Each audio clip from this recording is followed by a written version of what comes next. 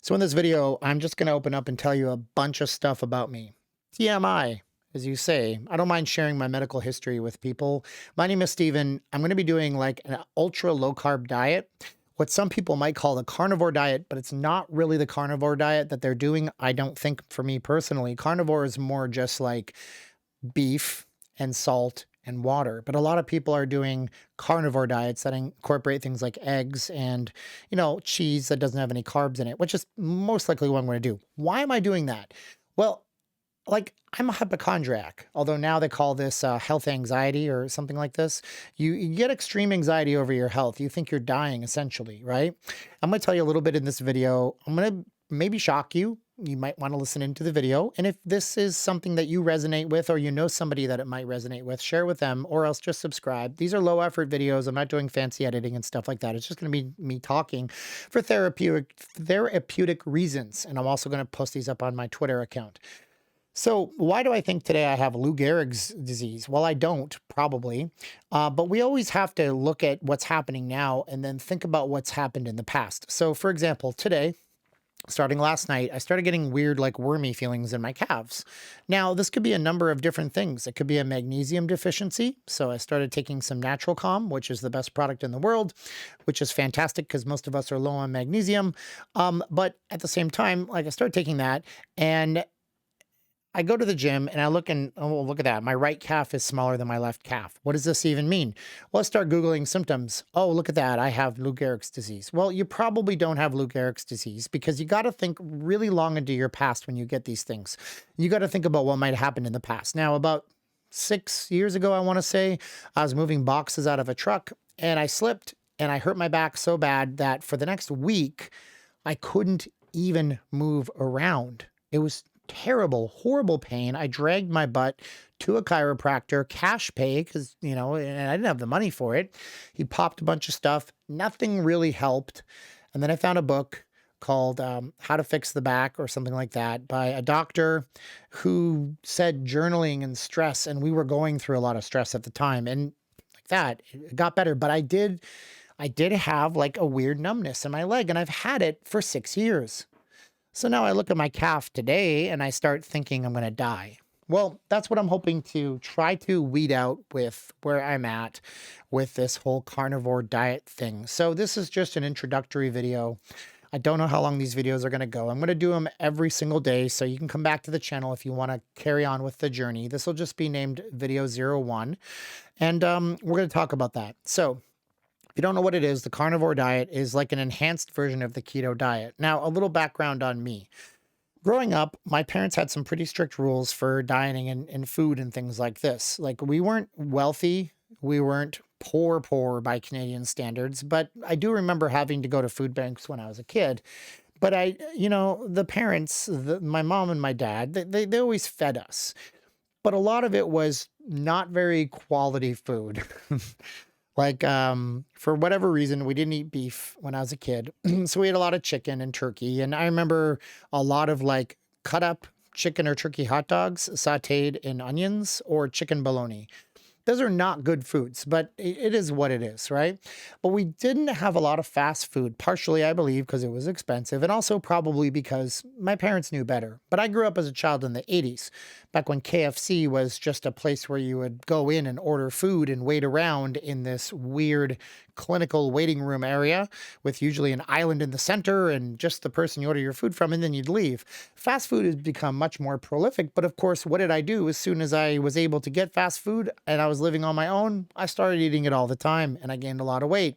I got into the Atkins diet and I did that to the book, literally bought the book back in the day when there were still bookstores in the late 90s, and I lost weight on it. But then I moved to the United States and then I got married. And there's this nasty thing they say is that the wedding cake is the most fattening food of all. And usually that's thrown around derisively against women, but it worked with me. My wife didn't gain weight. I went nuts. And before I knew it, it was 2008, 2009, 2010. I was working at a commission only job that I hated. I still work commission only, but I love what I do now. And I thought I was dying. I was like 230 pounds. I weigh 180 right now. And because of that whole financial crisis, I had to move out of town and I ended up going and living by myself in a place up in Northern Nevada while my wife was still in Vegas and we were trying to transition up to Northern Nevada. We never did. I'm still in Vegas right now. But I ended up eating a ketogenic diet, like strictly ketogenic, properly ketogenic, not this whole Atkins thing where they just tell you to eat anything with protein in it. That's not really the way to do it, folks. You're not going to like it after a while. So I lost a lot of weight. I went from 230 to 150 pounds in the course of just about 14 months. And I kept the weight off for the most part. And I was active and working out and in the gym and doing all this stuff and this and that and the other. And then, I got diagnosed with low testosterone when I turned about 40 years old. And I started doing that. And everything was fine until I destroyed my arm. You can see the surgery scars.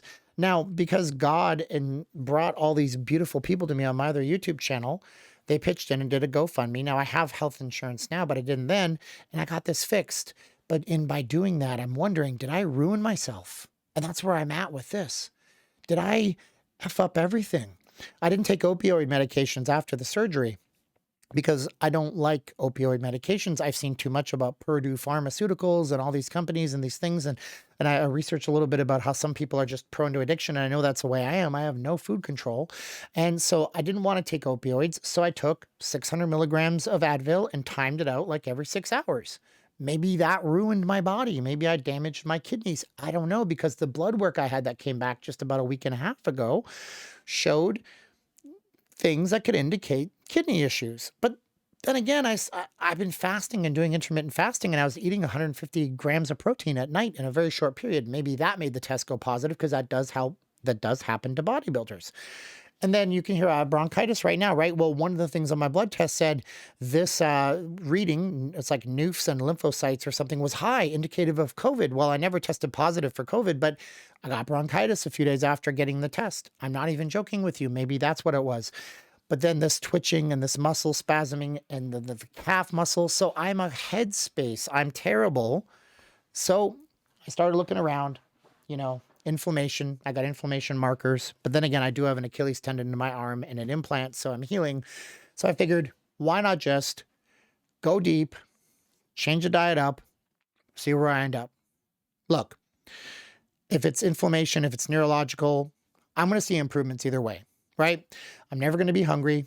And that's the whole idea of like a carnivore diet. I'm going to try to be as carnivore as I possibly can. And that just means eating things like ground beef and fatty cuts of red meat and not doing other stuff. Now, I will drink coffee, and some people on carnivore don't want to drink coffee, but I'm going to do it. I'm going to see where it goes. And if you're on this video, you're watching this video, that means you're watching the first video on this new channel that I built. And you can subscribe and you can watch around. And if you're on Twitter, you can go ahead and you can follow the account. And I'll post the videos up on my main Twitter account, where I'm blessed to have 2,500 followers or something like that. And we'll see where it goes together. Now, I do have a doctor's appointment.